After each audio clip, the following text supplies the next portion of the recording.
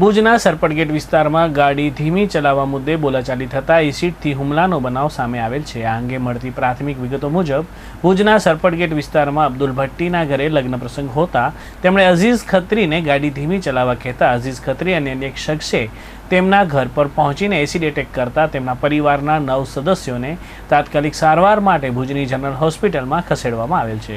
અબ્દુલ રમજુ ભટ્ટી મારા ઘરે લગ્ન ચાલુ છે તો એના છોકરા કાયમી ગાડીઓ ફૂલ બગાડે છે તો અમે છોકરાએ ના પાડી કે ગાડી ન બગાડો, છોકરા છે એ નાના રમે, અમારા ઘરે લગ્ન ચાલુ છે।